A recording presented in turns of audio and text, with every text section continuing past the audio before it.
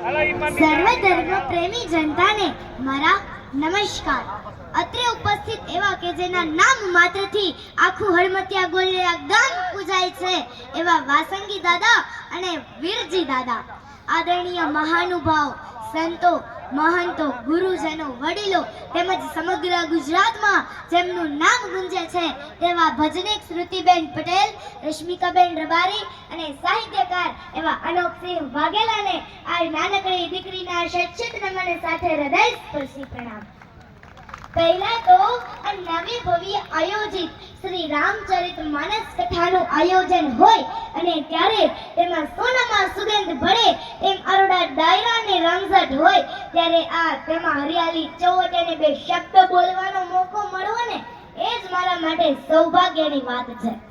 આ વાસંગી દાદાના પાવન પવિત્ર ભૂમિમાં આપણે બધા એમ જ નહીં પરંતુ કંઈક પુણ્ય કર્મને લીધે જ્યારે મળીએ ત્યારે કંઈક ને કંઈક આ વાસંગી દાદાનો હુકમ હશે ને ત્યારે જ આ સરસ મજાનો ભજન, ભોજન અને ભાજનનો સમન્વય થતો હશે. આમ જોઈએ ને તો વાસંગી દાદાના પરચા અઢળક છે જે આપ બધા તો જાણો જ છો. તો વધારે કંઈ નહીં પરંતુ આવા કથા પારાયણનું આયોજન થાય અને ત્યારે મને વીરજી બાપા માટે કંઈક બોલવાનું મન થાય કે ભૂખ્યાને ભગવાન માની દીધો તમે પ્રેમથી રોટલો, અન્નપૂર્ણા તમારા દિલમાં હશે, દુખિયાને દીધો તમે ઓટલો, દુખિયાને દીધો તમે ઓટલો. રામ વાસંગીનું નામ અવિરત રાખી સાધુને દીધો તમે ઓટલો.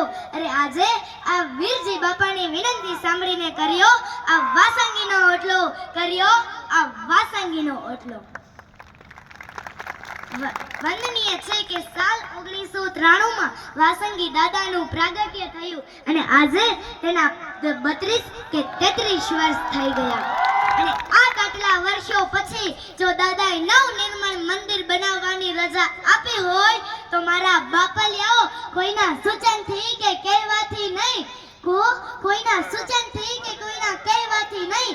અરે હું મારા માટે તો કોઈ માંગુ નહીં પણ મારા વાસંગી દાદા માટે કંઈક માંગવું પડે ને તો હું ખોળો પાથરીને વિના સંકોચે માંગી લઈશ. એટલે મારા બાપલિયાઓ આજે દાદાના દરબારમાં મન મૂકીને વરસી જજો હો. ફૂલ નહીં તો ફૂલની પાકડી આપીને દાદાના મંદિરના નિર્માણમાં વેતા કરી દેજો. અરે આજે દાદા એકનું અનેક ગણું કરીને તમારા પર કૃપાની હેલી વરસાવશે હો, કૃપાની હેલી વરસાવશે. સોરઠની ધીંગી ધરા જ્યાં ગરવે ગઢ ગિરનાર, સોરઠની ધીંગી ધરા જ્યાં ગરવે ગઢ ગિરનાર, સંત સુરાને ભક્ત અહીં પ્રગટ્યા અપરંપાર.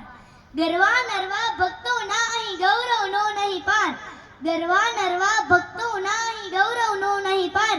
વંદન શ્રી વીરજી બાપાને તમે વશ કીધા કીર્તાર, તમે વશ કીધા કીર્તાર. અરે હું તો એમ કહું છું કે કાનુડાને યાદ કરો તો યશોદા મૈયા યાદ ના આવે એવું બને. છત્રપતિ શિવાજી મહારાજને યાદ કરો તો માતા જીજાબાઈ યાદ ના આવે એવું બને. ભીષ્મ પિતામહને યાદ કરો તો ગંગા મૈયા યાદ આવે જ. વાત કરીએ માતા કુંતાજી યાદ ના આવે એવું બને ખરા. હનુમાનજીને વંદન કરો તો અંજનીને પણ વંદન થઈ જ જાય, અંજનીને પણ વંદન થઈ જ જાય.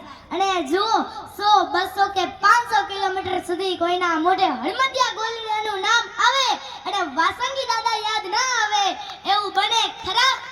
તો ચાલો મારો અવાજ જ્યાં સુધી પહોંચે છે તે બધા જ બે હાથ ઊંચા કરીને મારી સાથે વાસંગી દાદાનો જય ઘોષ કરશે.